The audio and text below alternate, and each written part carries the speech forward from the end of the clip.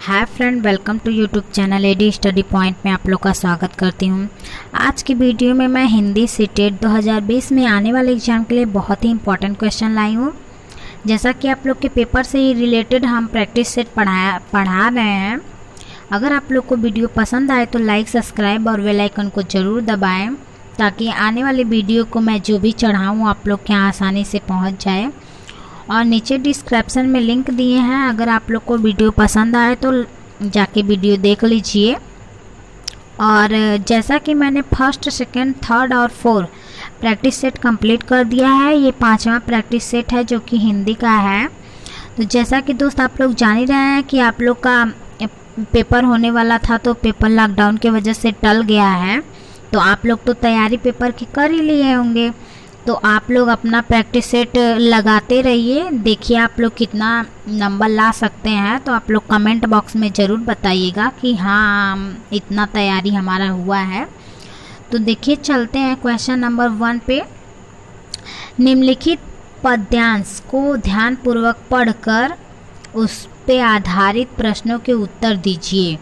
तो जो ये पद्यांश दिया है इसी से रिलेटेड देखिए नीचे क्वेश्चन आंसर दिया है, तो आप लोग ध्यानपूर्वक इस पद्यांश को देखिए। देखने के बाद देखिए नीचे क्वेश्चन है, मेघ आए बड़े बन ठन के सवर के, पंक्ति का भाव किसमें है? मेघ आए बड़े बन ठन के, पंक्ति का भाव किसमें है? तो चलिए देखते हैं पंक्ति का भाव क्या बताया है कवि। मेघ आए बड़े बन ठन के सवर के, इस पंक्ति का भाव है बादल सज धज कर आ गए हैं और बारिश होने वाली है। इस कवि ने यह बताया है कि बादल अपने सभी साजो सज्जा अर्थात पानी और वायु को लेकर आकाश में आ गए हैं। बादलों का बन ठन कर कहना उनका सजना संवरना है, जैसा कि पानी और वायु साथ लेकर आना, पानी और वायु साथ लेकर आना। तो इसका आंसर होगा सी, बादल सज धज कर आ गए हैं। और क्वेश्चन नंबर नेक्स्ट पे चलते हैं। तो क्वेश्चन नंबर नेक्स्ट है, मेघों के आने से लगता है, मेघों के आने से लगता है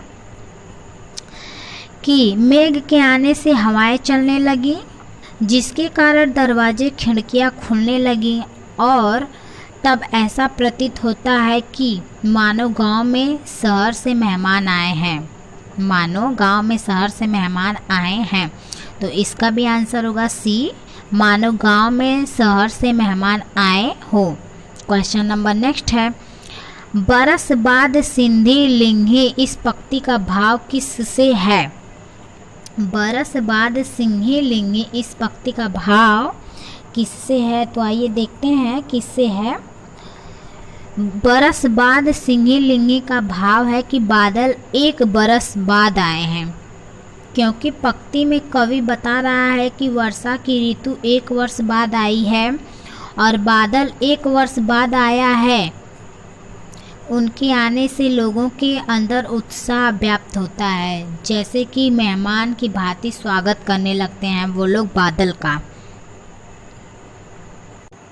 तो इसका आंसर होगा ए, बादल 1 बरस के बाद आए हैं। क्वेश्चन नंबर नेक्स्ट पे चलते हैं। पूरी कविता में कौन सा अलंकार है? पूरी कविता में कौन सा अलंकार है? तो इसका आंसर होगा सी, मानवीकरण अलंकार। क्वेश्चन नंबर नेक्स्ट है, बूढ़े पीपल ने किस प्रकार मेघों का स्वागत किया? बूढ़े पीपल ने किस प्रकार मेघों का स्वागत किया? तो बूढ़े पीपल ने झुककर प्रणाम करके। क्वेश्चन इसका आंसर ए होगा। क्वेश्चन नंबर नेक्स्ट पे चलते हैं। पाहुन शब्द का क्या अर्थ है? अब देखिए पाहुन शब्द का क्या अर्थ होता है। तो आपके घर में मेहमान आते ही हैं, तो पाहुन का मतलब मेहमान ही होता है, तो इसका आंसर होगा सी। क्वेश्चन नंबर नेक्स्ट है, निम्नलिखित गद्यांश ध्यानपूर्वक पढ़कर इस पर आधारित प्रश्नों के उत्तर दीजिए। तो देखिए इसको ध्यानपूर्वक आप लोग पढ़ लीजिए। पढ़ने के बाद नीचे क्वेश्चन है, तो इसी क्वेश्चन में, इसी गद्यांश में से आप लोग आंसर ढूंढ के ट्रिक लगा सकते हैं। तो क्वेश्चन है, गीजू भाई का किसमें विश्वास नहीं है? गीजू भाई का किसमें विश्वास नहीं है?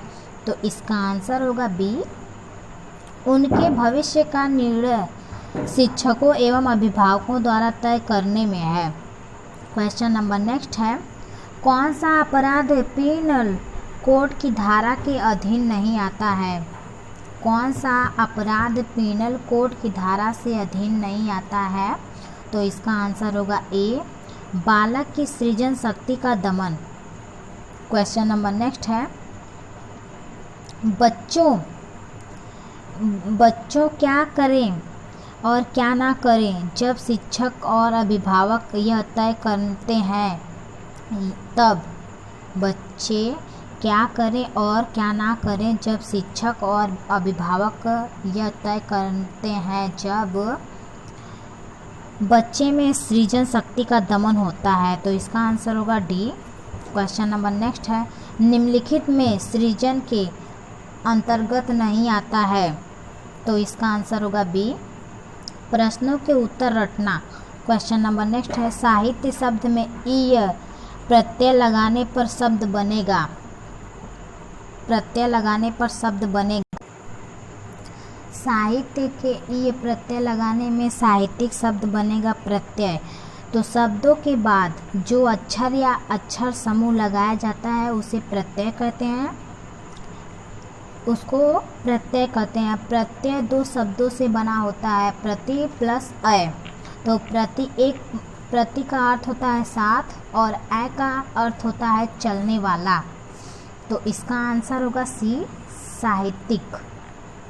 क्वेश्चन नंबर नेक्स्ट पे चलते हैं। तो क्वेश्चन नंबर नेक्स्ट है, बौद्धिक ऐतिहासिक शब्दों में मूल शब्द तथा प्रत्यय है।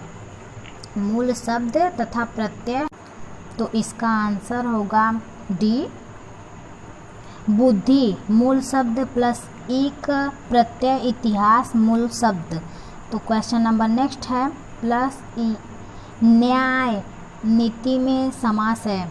न्याय नीति में समास है। तो इसका आंसर होगा बी, द्वंद्व समास। क्वेश्चन नंबर नेक्स्ट है, ईश्वर का पर्यायवाची नहीं है। ईश्वर का पर्यायवाची नहीं है। तो इसका आंसर होगा डी, ब्राह्मण। क्वेश्चन नंबर नेक्स्ट, समान का विलोम शब्द है। समान का विलोम शब्द है असमान। तो इसका आंसर होगा डी। क्वेश्चन नंबर नेक्स्ट है, निम्नलिखित प्रश्नों के उत्तर देने के लिए सबसे उचित विकल्प का चयन कीजिए। भाषा। तो इसका आंसर होगा सी, जीवन की विभिन्न स्थितियों को साधती है। भाषा साधती है। क्वेश्चन नंबर नेक्स्ट है, भाषा की कक्षा में प्रचार पत्र, समाचार पत्र, पत्रिकाओं का उपयोग यह सुनिश्चित करता है कि। तो इसका आंसर होगा डी, बच्चे प्रमाणित लेख, समाचार आदि पर अपनी प्रतिक्रिया देने की क्षमता रखते हैं। क्वेश्चन नंबर नेक्स्ट है, सुलेखा जब तक बच्चों के साथ बातचीत करती रहती है तो वह बच्चों को भाषा अर्जित करने के लिए परिवेश दे रही है। तो इसका आंसर होगा डी। क्वेश्चन नंबर नेक्स्ट है, सुमन बचपन से ही गुजराती बोल समझ लेती है, वह कभी विद्यालय नहीं जाती है। यह उदाहरण है भाषा अर्जन का। तो इसका आंसर होगा ए। क्वेश्चन नंबर नेक्स्ट है, भाषा में सतत और व्यापक मूल्यांकन का उद्देश्य है। भाषा में सतत और मूल्यांकन का उद्देश्य है। तो इसका आंसर होगा डी, बच्चों द्वारा भाषा सीखने की प्रतिक्रिया को जानना समझना।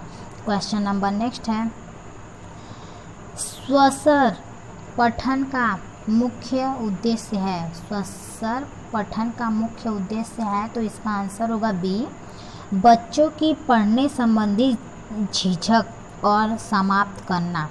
क्वेश्चन नंबर नेक्स्ट, भाषा शिक्षण में कौन सा बिंदु सबसे कम महत्वपूर्ण है? सबसे कम महत्वपूर्ण है तो पाठ्य सामग्री। तो इसका आंसर होगा सी। क्वेश्चन नंबर नेक्स्ट है, सतत मूल्यांकन का यह निहितार्थ है। सतत मूल्यांकन का यह निहितार्थ है, तो इसका आंसर होगा ए, बच्चों के भाषा प्रयोग का निरंतर अवलोकन करना। क्वेश्चन नंबर नेक्स्ट है, भाषा के आधारभूत कौशल। भाषा के आधारभूत कौशल, देखिए दोस्त ये इम्पॉर्टेंट क्वेश्चन है, आप लोग इसे ध्यान से देख लीजिएगा क्योंकि आता है ये क्वेश्चन पेपर में। तो इसका आंसर होगा बी, हमेशा अर्जित किए जाते हैं। क्वेश्चन नंबर नेक्स्ट है, शिक्षक की स्वयं की भाषा प्रयोग की कुशलता है। शिक्षक की स्वयं की भाषा प्रयोग की कुशलता है, तो इसका आंसर होगा ए, बच्चों के भाषा प्रयोग के लिए आदर्श रूप प्रस्तुत करती है। क्वेश्चन नंबर नेक्स्ट है, भाषा अर्जन और भाषा अधिगम में महत्वपूर्ण अंतर है, तो इसका आंसर होगा डी, भाषिक परिवेश की उपलब्धता। भाषिक परिवेश की उपलब्धता। चलते हैं क्वेश्चन नंबर नेक्स्ट पे, भाषा की पाठ्य पुस्तक में से संबंधित पाठ्य होने चाहिए, तो इसका आंसर होगा बी, साहित्य। चलते हैं नेक्स्ट पे, आकलन। आकलन में देखिए क्या है, भाषा सीखने सिखाने की प्रतिक्रिया का अभिन्न अंग है आकलन, तो इसका आंसर होगा सी। क्वेश्चन नंबर नेक्स्ट है, मौखिक भाषा के आकलन का सर्वोत्तम तरीका है, तो इसका आंसर होगा डी, अनुभव बांटना व बातचीत। क्वेश्चन नंबर नेक्स्ट है, स्वाभाविक अभिव्यक्ति कल्पनाशीलता कौशल और सोच को विकसित करना, तो इसका आंसर होगा डी, भाषा शिक्षण का एक महत्वपूर्ण उद्देश्य है। थैंक यू दोस्त, मेरा वीडियो देखने के लिए।